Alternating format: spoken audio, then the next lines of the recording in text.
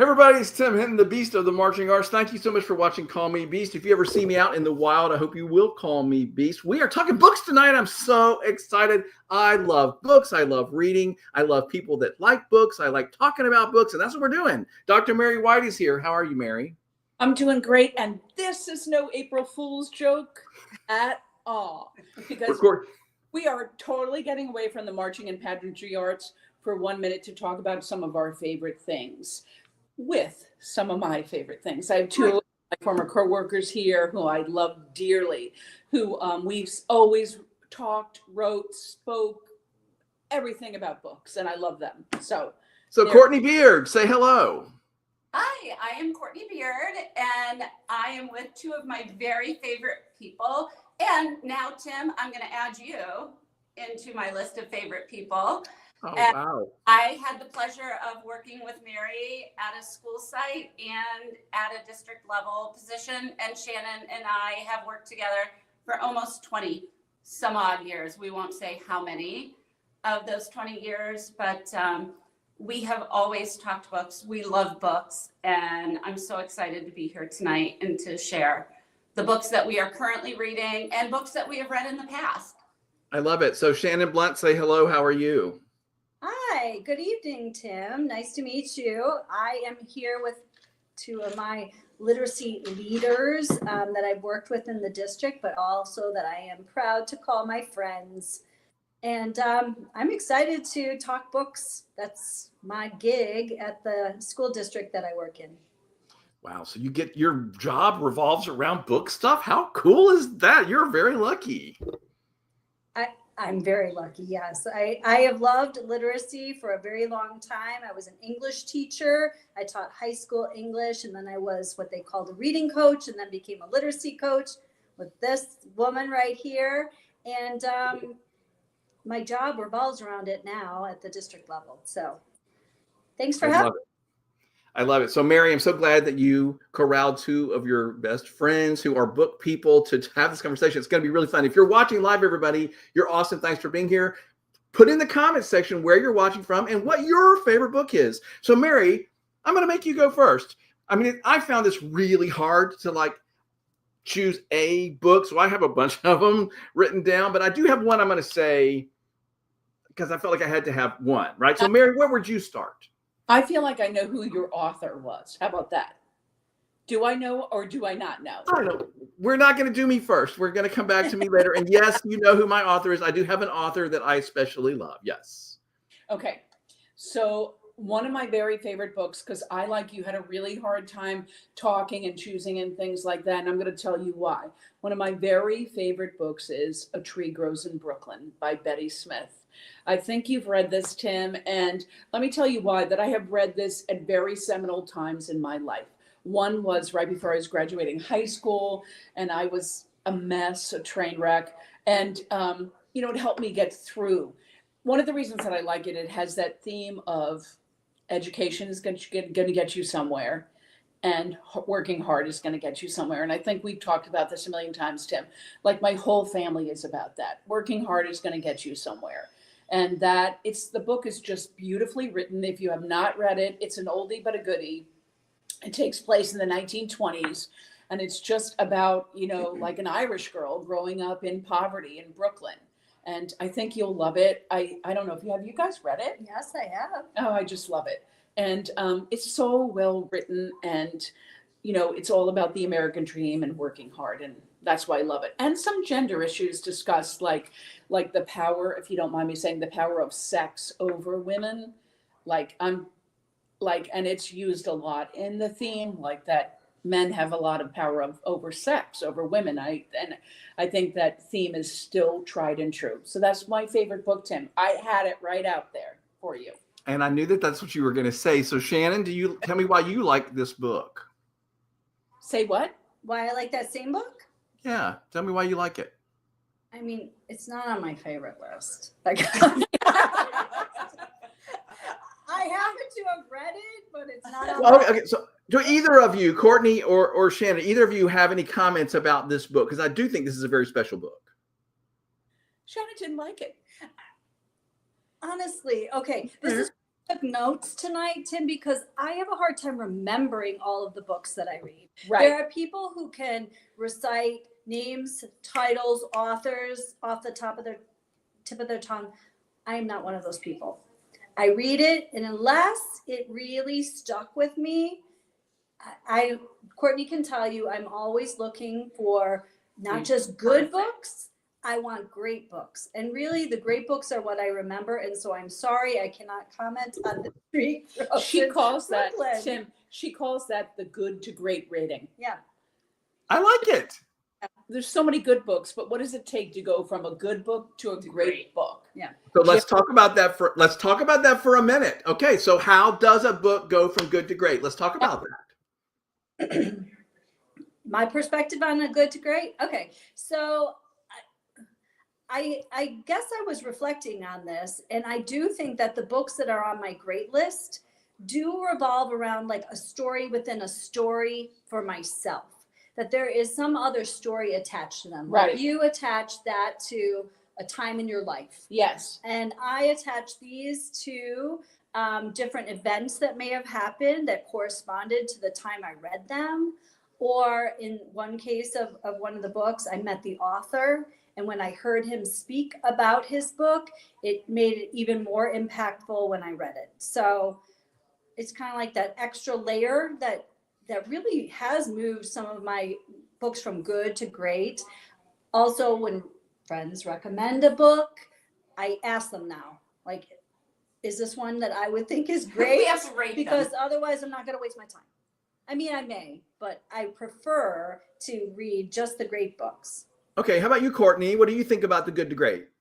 So for me, it depends on where I am in my life. Yeah. And so there are certain, like my kind of pinnacle book that I think has shaped me as a reader, as an adult, is The Diary of Anne Frank. Oh my gosh, Courtney. And Okay, that's so a great one. It is great.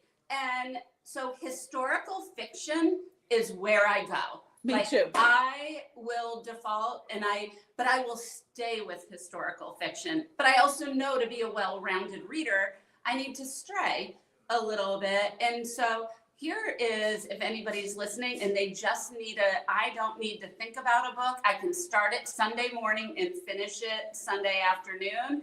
It is Frida McFadden. Thriller, kind of mystery. You never know what's going to happen. But those are when I'm really a little stressed in my life and I need an escape. But historical fiction is just my fave. And the one that I just read recently is The Things I Cannot Say.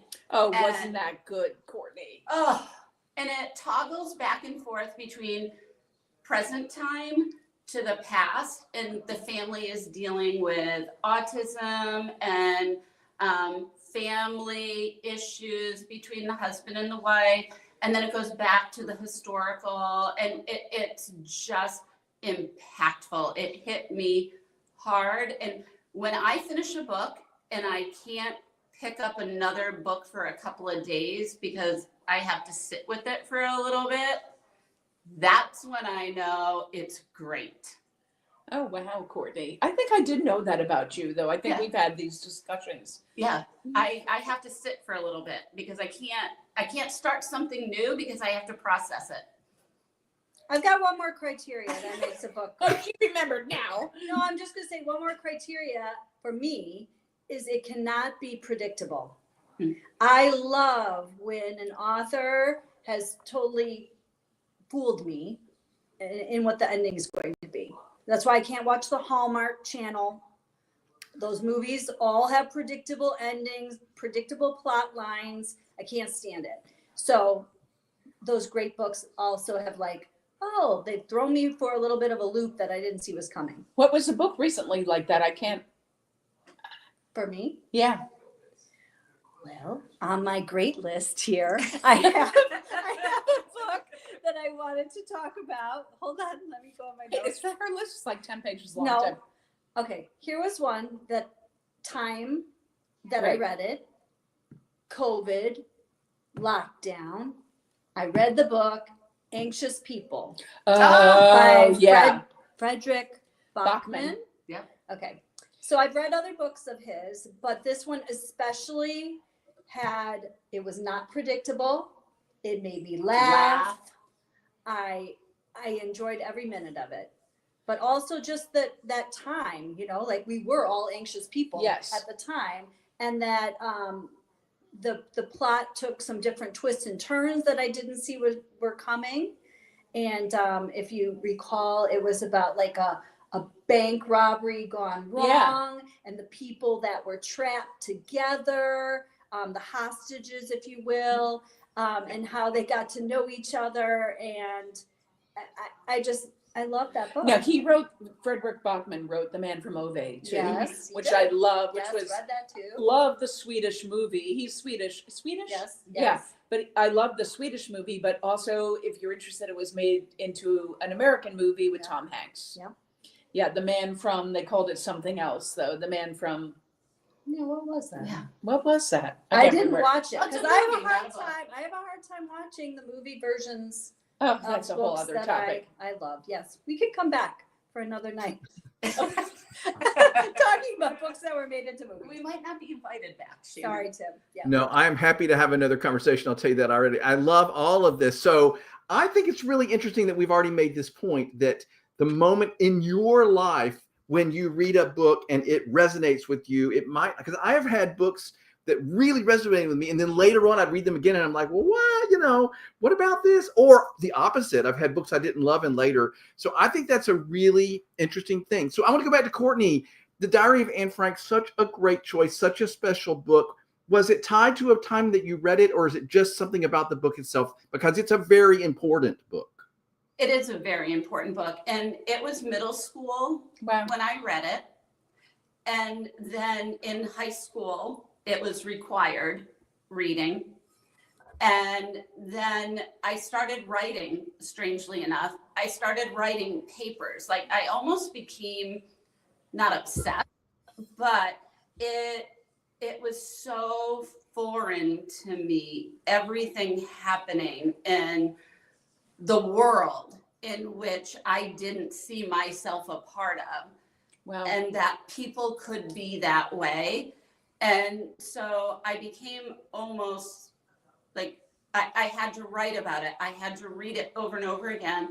Then I actually taught overseas for That's right. quite a few years. And so I went to the annex, I went to the attic, I went to concentration camps. Like it really, when I say it shaped me, it made such an impact on my life because it was something so foreign to me and I couldn't understand it. And I think sometimes when we read a book, we try to understand something that's not in our world. Yes.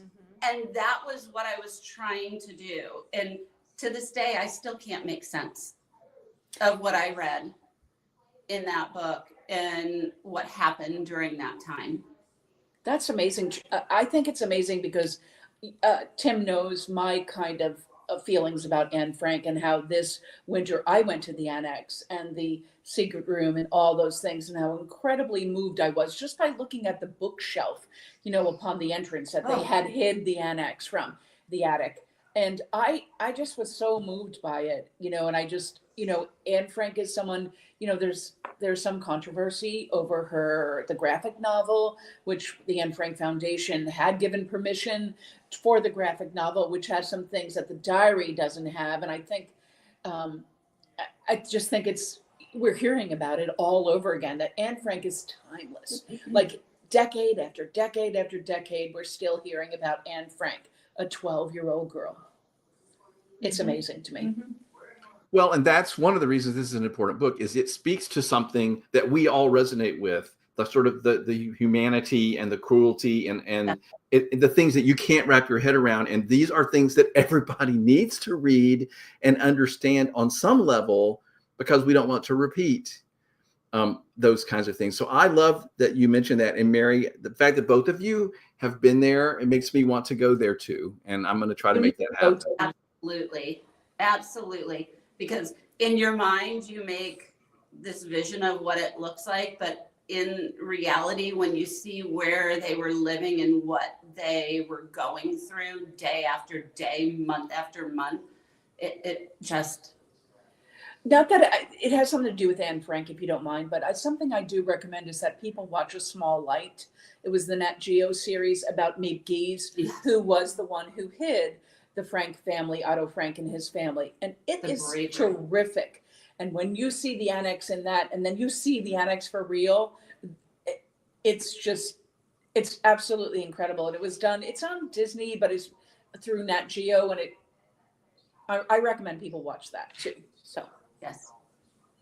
I love it. And the fact that it has resonated with you your whole life, that makes it a great book, really, for everyone, but especially for you. I think that that Shannon would have to agree with that. I definitely agree with that. I would put it on my great list, although it's not in my notes today. But look, there's so many books. I mean, listen, I had a hard time, trying to decide what to put on my list too, because there are so many books. And if you're somebody that loves to read and somebody that loves books, then you love all kinds of books. I mean, we can talk about this for the next 4 days. We're not going to do that, everybody. By the way, if you're watching live, put in the comments, what's your favorite book, and tell us why. And we would love to mention that too. So I guess I'm waiting to hear your favorite book. Yeah. Okay, so as you guessed, it's a Charles Dickens book, because Mary knows how much I love Charles Dickens novels. By the way, when I read the biography of Van Gogh, it turns out that he was almost always reading Dickens, and that made me feel good that I don't know why, but so I had to choose my favorite Dickens, and that's hard because I have 2 that I especially love, but I chose Bleak House because that is my Really? I love that book. Oh my gosh. Okay. And I'll tell you why I think it surprised me. I had read a lot of Dickens before I got to Bleak House. In Bleak House, he does something he doesn't do in any other book, which is that he's telling the story, and then you turn to the next chapter, and suddenly there's a female narrator. It's like a completely different voice. And I still remember the first time I read that, I was like, wait, what happened? And I had to stop and figure it out. And Esther Summerson, who is the woman who's in the story, tells the story almost every other chapter is from her point of view. And I loved it. And here I am. I mean, I'm not a young woman, but it resonated with me, and I loved the way she told the story. So I love a lot of Dickens books, but that's the one I chose. Mary, does that surprise you? Not at all. But my question is, did it have a good ending? Or was it bleak? Well, like every great Dickens novel, good things and bad things happen to everybody. Right. But it does have an ending that's very satisfying, and you're very happy for where the characters end up. But it's not happy for everyone, right? And some figures die tragically, as always happens in those kinds of novels. And there's a lot of things. But, I won't wax poetic about Dickens too long, but I think it's real. They're always very funny. I think the way he describes characters is unique and super, super funny for me. And the thing I love about Dickens too, last thing I'll say, is he helps the reader out so much, because you read a Dickens novel and there are so many characters that every time he introduces a character, he gives you a little thing about them that makes them memorable. Like there's a little woman that comes in and she always has this little purse, right? And so later, chapters later, in comes Miss So-and-so, with her purse. And he just has to say that. And I'm like, I know who that is, right? I remember her. And suddenly it all works for me, because I have read novels where I lost track of who was who. And I'm going, sometimes they even put a list of characters and I'm like, well, what the hell is this? Who is this? And I hate that. I never feel that way in a Dickens novel. He always helps me remember who's who. It's why I don't like the dragon sex books. You know what I'm talking about? These fantasy books like that everyone is reading. They call them romantasy or fantasies, and there's always dragons in them, and somebody's always having sex in them. I'm just being honest with you.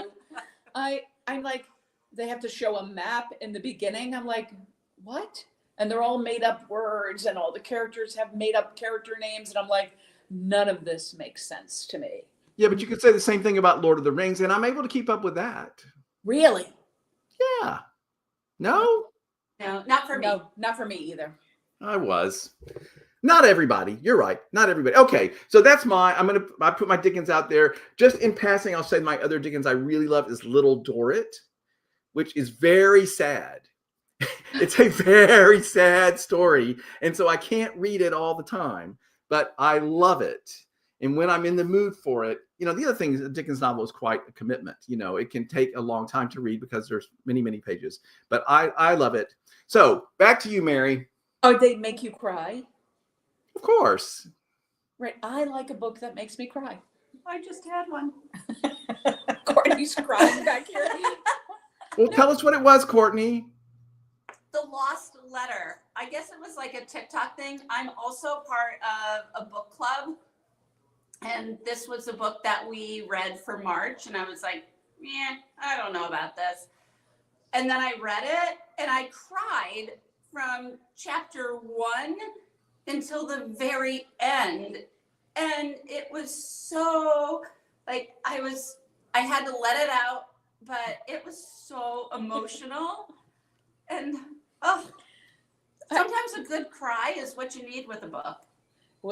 Tim and I always agree with this. Now, who wrote that? It's called the Lost Letter, the Long Letter. Lot. And No, last. It's the last. I had to get my vowel right. The last, not the lost. Last letter. But I think it's really something when you can feel that and it's not be overly sentimental and corny. That is really hard. That's difficult for an author to do. And, somebody else might have found it sentimental and corny, but I love that you resonated with it and it was just the right book. I like to have a good cry at a movie, a television show, a McDonald's commercial, whatever, Publix is good. Publix, Christmas commercials. I mean, anytime there's good for a cry, but especially a good book or a meaningful book, I think. And really A Tree Grows in Brooklyn by Betty Smith, which I did say was my favorite novel, is that book that makes me cry too. It's so beautifully written. It's sentimental. It's sweet. Okay, enough about that. I remember that word. I remember that book being sweet. Yeah. In a way that I liked. Well, and let me tell you something else she had. This girl couldn't rub two nickels together, but she had a teacher who believed in her. And I thought the power of public education is right there. And I always wanted to be a teacher who believed in people and believed in their writing so that's I love it. Well, as a teacher of high school students, and they would come in and say, oh, that made me cry when we were reading Patrick Smith, A Land Remembered. A Land Remembered. They would say, oh, that made me cry. And I said, that's good. Because if the author wrote so well to make you feel something that would inspire you, make you laugh, make you cry, that's a well-written book. So I've got another sad book for us. Okay. If we want to talk emotional books, and again, tied to a story. Another on my favorite list is The Midnight Library. Midnight Library by Matt Haig. Has anyone else read that? You gave it to me. You're not going to like what I have to say. You didn't like it? I couldn't get into it. What? Okay. Well, we don't all have to like the same books, That's one of the nice things about being a reader. Right. But a couple other people, Chris Jones recommended it to me. Ginger because Feathers. I recommended it to him. Okay. Well, there you go. Tell us about it. Well, again, it could be the timing. Yeah. Of it. Okay, so Midnight Library I first heard about because one of my favorite literary people, I have a bunch of them, but what is her name? I wrote it down. Kylene Beers. Oh, I love Kylene Beers. I had seen speak. Beers and Probst, they write a lot of things together. And I saw Kylene Beers speak one time with the woman, her nickname was Professor Nana or the Book Lady. Terry, I think I'm going to mess up her last name, Lasine, I'm not sure. But I'm sorry I'm not doing her name justice. But I saw them both speak together. And I knew that they both had battled cancer at one time. And Terry lost her fight with cancer. But she had recommended this book to Kylene Beers as the last recommendation before she passed. Oh, my God. And Kylene did not want to finish it, because she recognized this would be the last recommendation she would get from her friend. But the book itself was about a character that enters the Midnight Library. I won't tell you how she gets there. And she encounters a librarian that she knew in her youth that had gotten her through a difficult time and introduces her to the library of all of these books, including the Book of Regret. But as she picks the books off the shelf, she's able to relive different times in her life. And at any time, if she feels disappointment with what she finds, she goes back to the library and can pick another book. I'm going to And have so to read it again. It was Yeah, just you do. all of this timing and things. And I know you guys did a different podcast about aging. And I will also say that this was about the time that a colleague of ours, a dear friend, Steve Layson, had passed away. So it was like, put all these things together, and that book was impactful, and it made my great list. I think about Steve all the time, by the way. So I do too. he was young, like 55. So Yeah. Yeah. Oh, I'm so sorry. So it's all of those things that I think, again, affect you in a way, emotionally, that make a book on your great list. And I think that I was afraid to get into it because I kind of knew what it was about. And I maybe was at a time in my life that I didn't want to have anything make me cry or things like that. Sometimes you put down a book because you're like, okay, that's too raw, or that's too emotional right now. Yeah. Mary, that's why I waited years to read All the Light You Cannot See, All the Light You Cannot See. I knew I was going to have a hard time with it. Once I read it, I loved it and I was fine. But Mary, you kept trying to get me to read that. And I kept going, I don't know. So Mary, did you come in with another one besides the one you've mentioned already? Could I talk about a childhood book? Okay. So I love an author who won very many Newbery Awards. And a Newbery Award is given to an author, a young adult author, children's literature author, with the best book of the year. And I love, Catherine Patterson. What is she going to say? I said, is it Make Way for Ducklings? Oh my gosh, I love that book. I know. You gave me that book.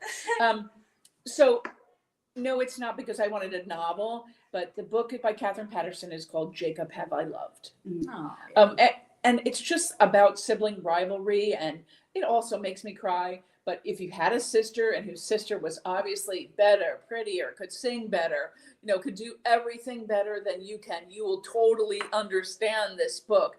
And, it's written from that, Louisa's her name, that character's point of view, but she doesn't seem to get anything right. And so I think, as growing up as an adolescent, there goes the clock. I always try to get on the mute, but Socks hasn't been up here yet, though. But anyone who goes through tough times as an adolescent can relate to this book. That, I had 7 other brothers and sisters, clearly, there was going to be there. And I love the book. It is also sweet. It's also a coming of age novel. I don't know if you've noticed a little trend in my book. Yes. I have. Yes. I love a coming of age book, and I have tons of them and so many of them. And so Jacob Have I Loved by Catherine Patterson. And she wrote so many books, like The Great Gilly Hopkins, another great young author book. I mean, Courtney and I taught elementary school, so we know kind of all these books, and I taught middle school.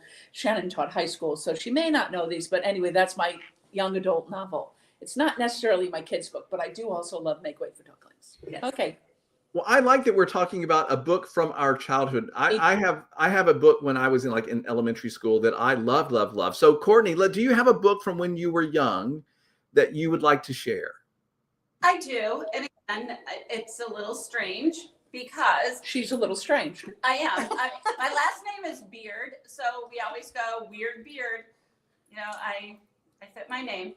But it is a book, and I remember it from my childhood because of the beautiful illustrations.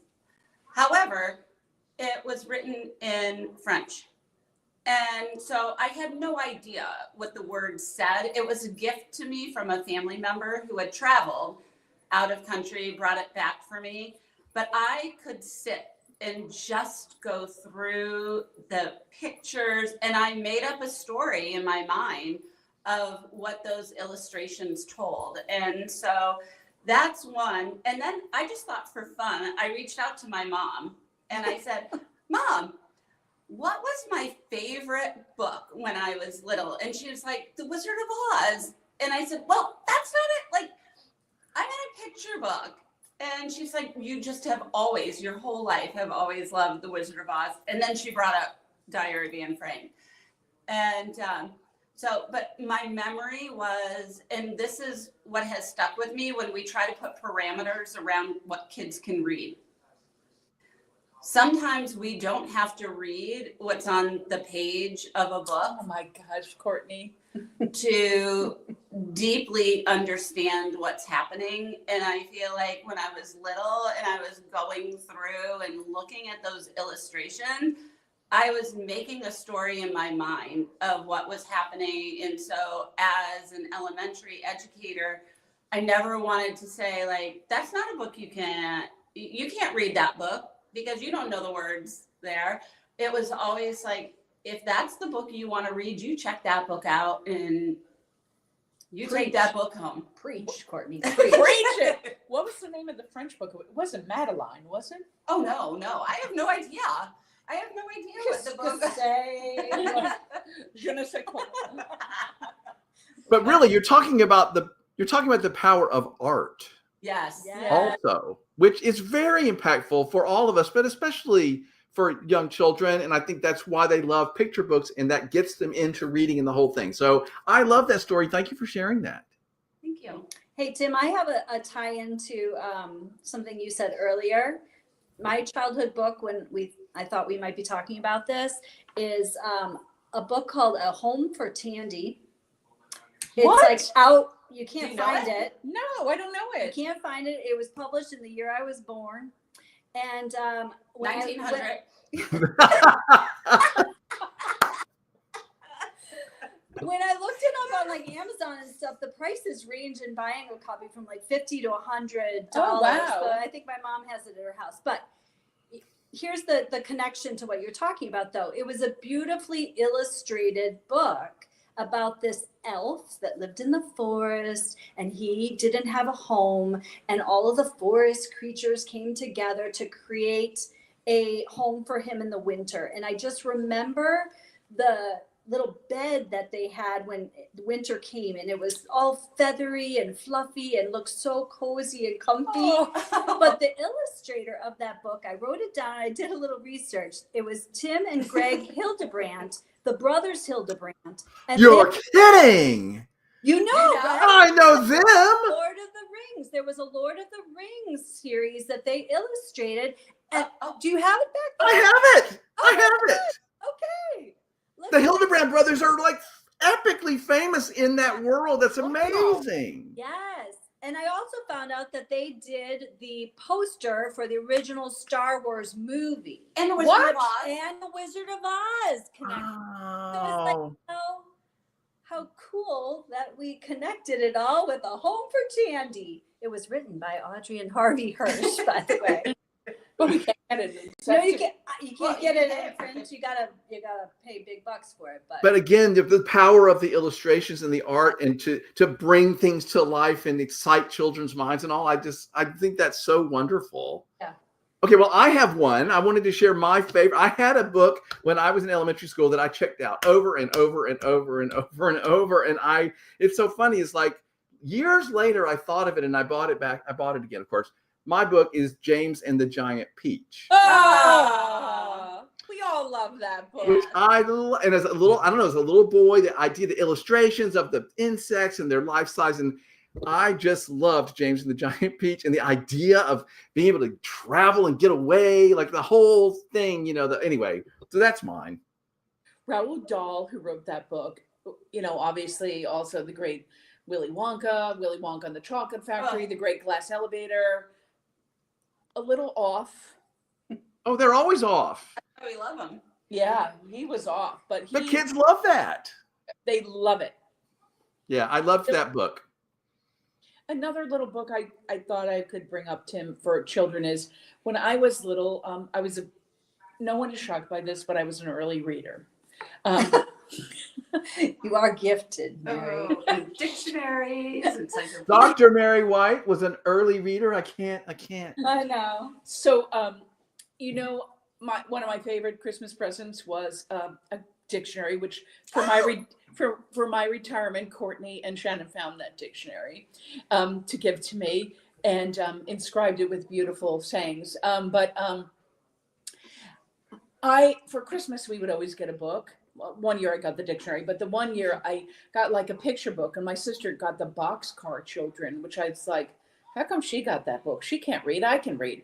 And she was older than me. So we called up truce, and I read the book out loud to her. Oh, Ah, Mary, I was in a classroom today Really? and they were reading aloud the Boxcar Children. oh, wow. I mean, it was written so long ago. Gertrude Chandler is the author, in case anybody wants to look it up. And it's a whole series of books, and it's just absolutely delightful about a series of kind of orphans that live in a boxcar.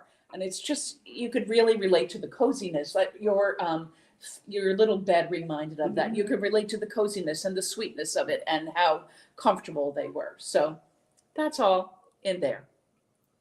I love it. So I have a whole bunch of more books that I sort of put down that I felt like I wanted to mention, and I'm assuming y'all do too. So why don't we go around, Courtney? Name another book that you just came in with me that you wanted to mention. So just recently, someone gave me a book because I love octopus, and it's called Remarkably Bright Creatures. Oh, it's great. Oh, did you read it? So, and she gave me the book because I have this beautiful picture in my dining room, and Shannon walks in and goes, oh, and she's like, but she is indulging me in my love of the octopus. So she got this book, and it is a book that I didn't think that I needed, but I did. And so going into spring break, it was my first spring break book. And it was about this older woman who is working in an aquarium in Washington State. And there's an octopus in the, it's captured in there. And it's just the relationship that they create. And actually, the octopus helped her solve a mystery of her missing son. Wow. And it was so beautiful. Don't tell me any more. I haven't read it yet. No, I'm not. Okay. But I did cry at the end, but they were happy tears. It really is a remarkably great book, and I highly recommend it. I love it. When did you read it? A while ago. It's been around a little bit, but Yeah. Ginger recommended it to me, so I read it too. She really liked it. She's a big audiobook person. And audiobook is the same thing as reading in my mind. Do you notice, Tim, that I'm not calling it books on tape anymore? You've grown so much, Mary. It's so impressive. Shannon, let's hear another one of yours. Okay, I mentioned earlier that I heard this author speak, and the author is Abraham Borghese. The book was called Cutting for Stone. Oh, it's a great book. And you talk about your Dickens novels being long. This one is like over 600 pages. I mean, it was pretty hefty, and it really is an epic tale. And I just loved so when I heard the author speak, he talked about how he always wanted to be an author, but his father told him he needed to have a fallback plan. And so he became a doctor. And so he really is a doctor. And then the author is like the second career for him.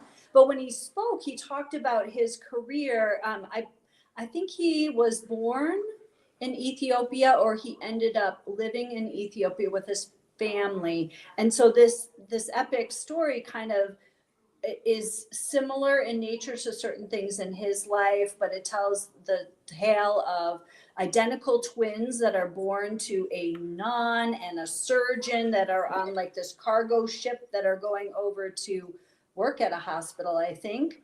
But it has a lot of medical jargon in it, but it was fascinating. You learned a lot from it, but it also was just a tale about love and different kinds of love and familial love and romantic love between the couple and whatnot. But when he told the story about his own time as a doctor and a surgeon, he told the tale about how he was a doctor in Tennessee in the early days of the AIDS epidemic, before anyone really knew what that was. And he was treating different patients, and he recognized like the value of being a person and being able to show love from a doctor to a patient, and really like that bedside manner that we tend not to have so much in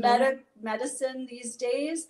And so I could have listened to him speak. He was so eloquent. I could have listened to him all day. But then when I read those words again, like I could just hear his voice come through the page. And I love that book. I put it on my great list. Good to great. I love it. I love it. I know I didn't coin that term. There is a title, and I read that Jim book Collins. too. Yeah, Jim Collins coined that. Well, yeah, I don't think he might have coined it, but yeah. So I have a book I wrote down on my list, and I'm going to just go on record and say I'm shocked that it hasn't come up yet. Oh, All right. Okay, and because I thought everybody would have it on the list, which is To Kill a Mockingbird. And I think that's a great special book. And I just wanted to make sure and just say that I think that's a really special book. I just reread it like last year. I was just sort of moved to spend time with it again. And it just, I mean, really, You know, when I read it again, Tim, a few years ago, I read it out loud to my niece who had to read it for school. And it was during her spring break, and she was here, and I read it to her. And it was a different experience reading out loud, and still just as great. And what an incredible, incredible book. And I think Harper Lee wrote that when she was very young, really young. It's a hard book to read out loud. I taught that book many years, and I do love it also. But trying to read some of that with a dialect, it was tough. Yeah. Well, I messed up some of the dialect, I'm sure. Well, I think it's a really special book. And I also want to mention that 2 years ago, maybe 3, there was a Broadway production of To Kill a Mockingbird that was unbelievable. It's you saw it? Yes, I saw the touring company with the guy that played John Boy. Good night, John Boy on the Waltons. Thomas. Richard Thomas. Yeah. Yeah, he was phenomenal. But I got to tell you, it was one of the most impactful evenings of theater I've ever had in my whole life. And I've seen a lot of theater, but the way they staged it, the few changes they made, it was just chilling. So if you ever have a chance to see the recently staged version of To Kill a Mockingbird, please do that. But I think that's a really special book. It's one of those books that's now on banned lists. And that just really, really gets my craw, because I think if everybody in the world would read this book, we would all be much better off. Yes. So if you haven't read it, do. So I just wanted to mention that. I thought that would come up right away. And there's no rules about that. I'm interested. I'm fascinated that there aren't a lot of like famous books that have been discussed yet. And I think that's perfectly fine. Books are personal. Yeah. And I think too, I enjoy books that are accessible. I mean, there's some books just not accessible to me. Like you mean like Ulysses or something? Yes. It's just, or it's just not accessible. Like I don't feel, Tim, I'm a very fast reader. It's a problem for me. It's one of the reasons why I don't like those dragon romantasy books, is because I'm not because the sex is over too fast. Oh no.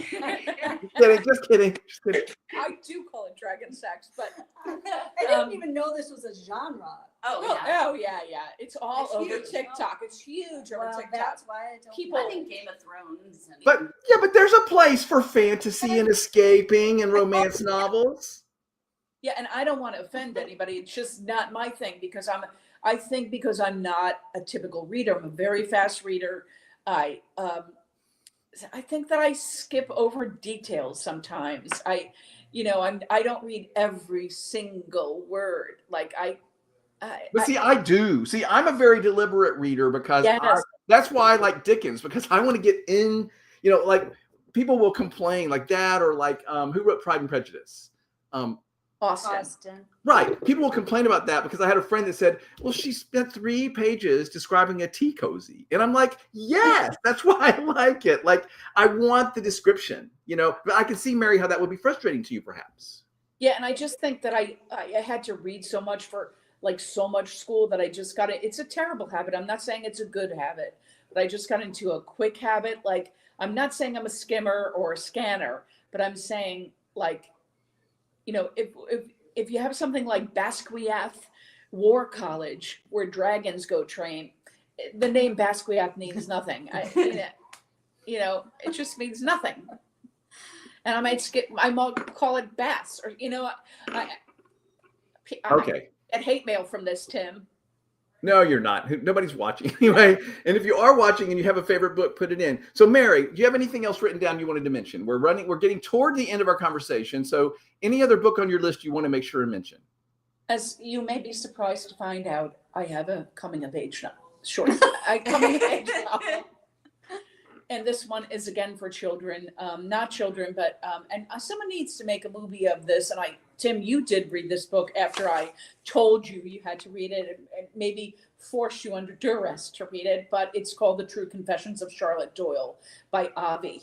Mm-hmm. And it takes place in 1832. It's a coming of age. A girl ends up on a ship, kind of a cargo ship by herself without her family. She's going to Providence, Rhode Island.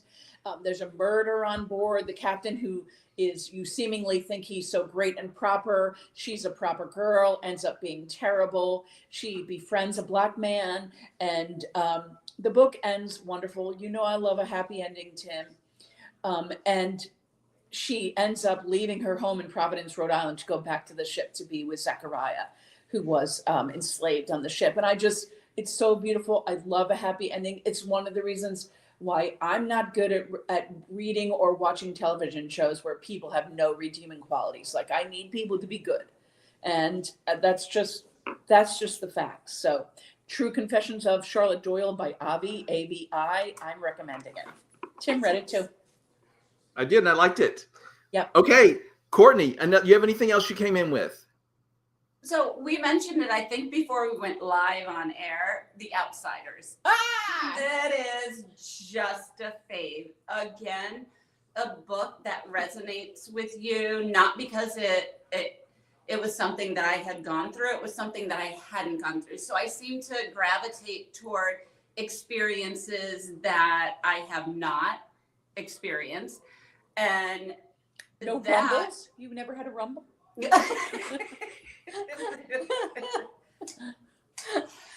And that book, I do believe it was almost 2 weeks. I would still go to bed at night and it would bring tears to my eyes. It hit me. And I have to say, the movie, I am not a big movie person.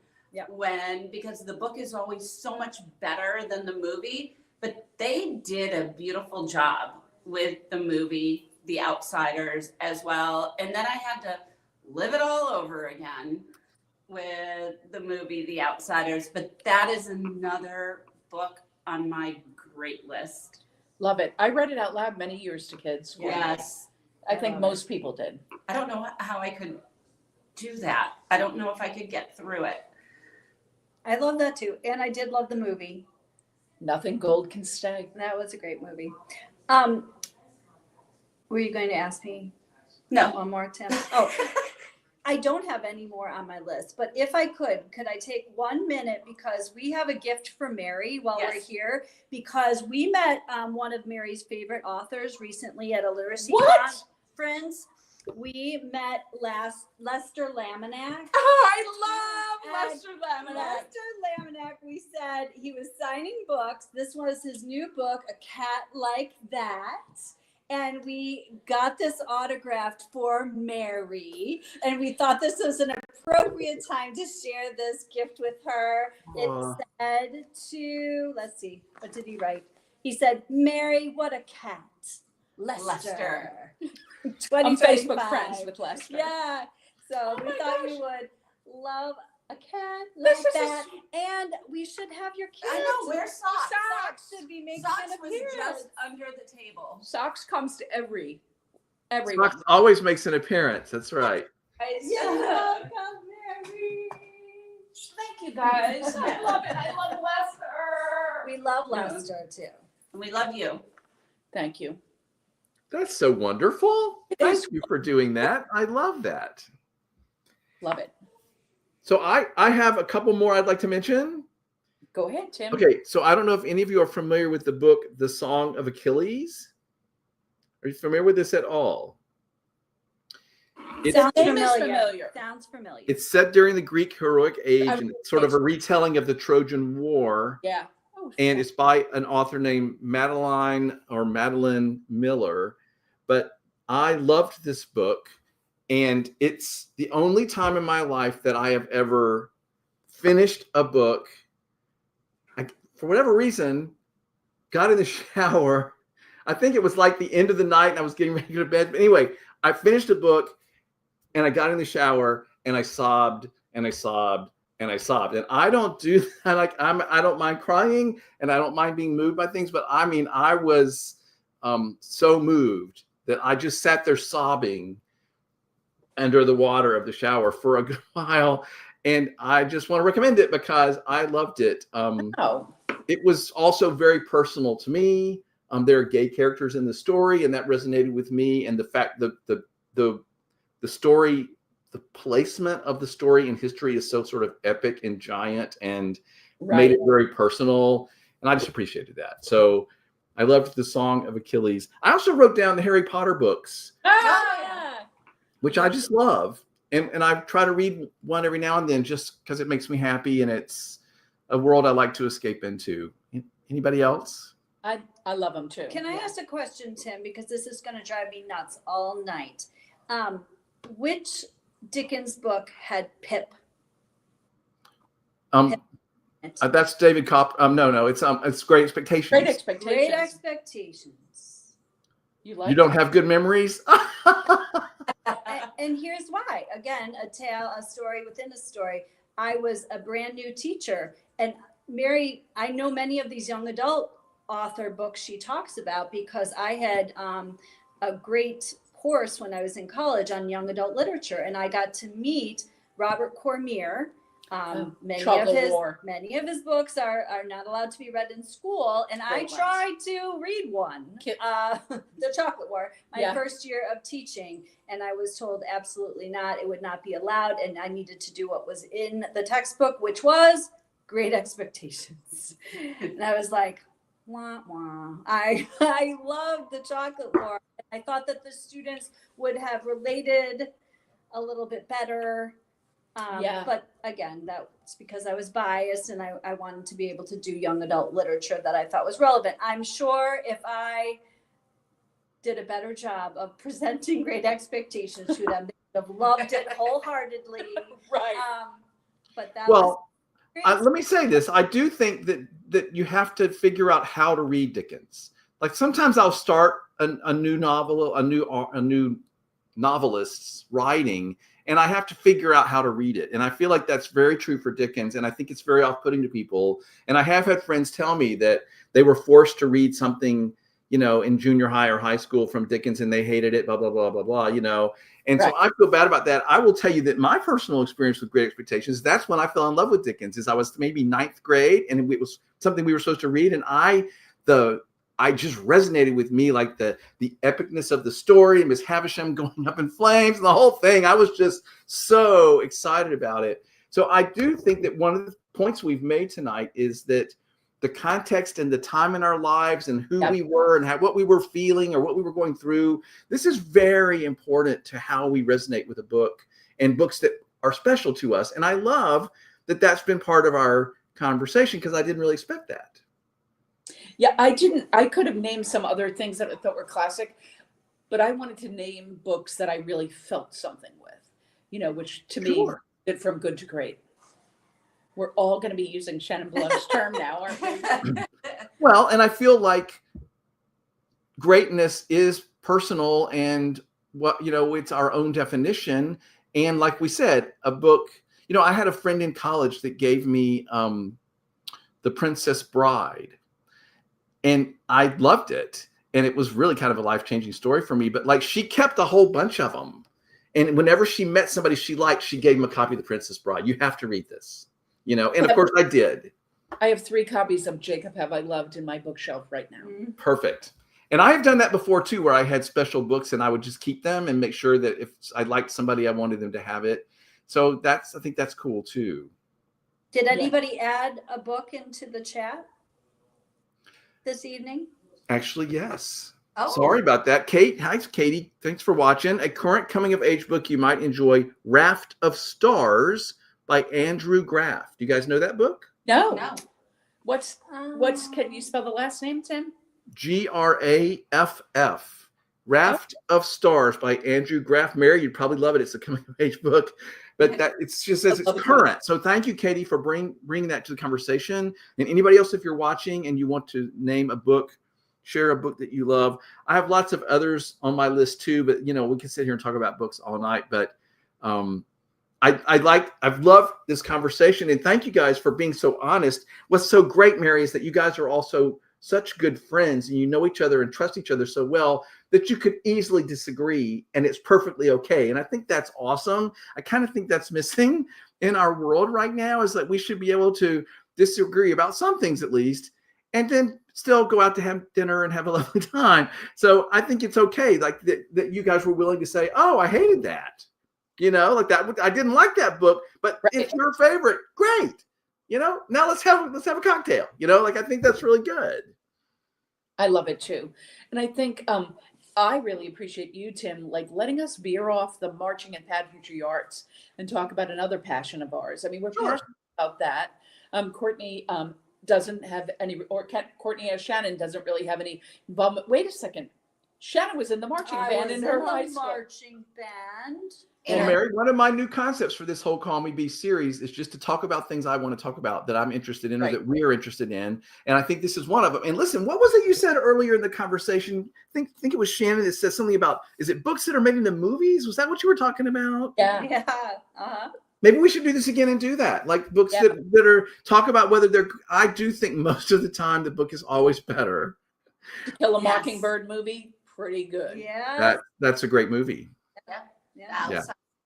Great movie. Lessons in Chemistry.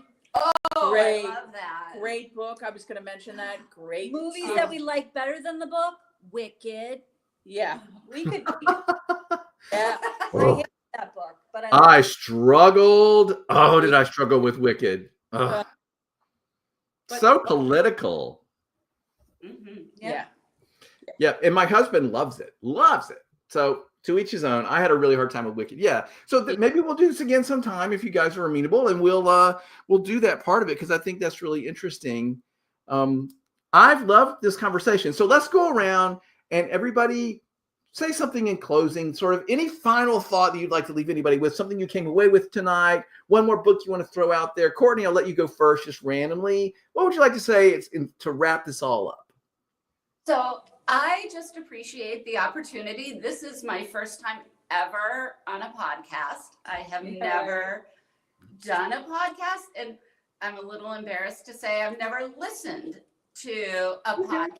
So now you have opened my world to podcasts, and so I am going to dip my toes into the podcast world. And so I thank you for the invite and allowing us to share our passion.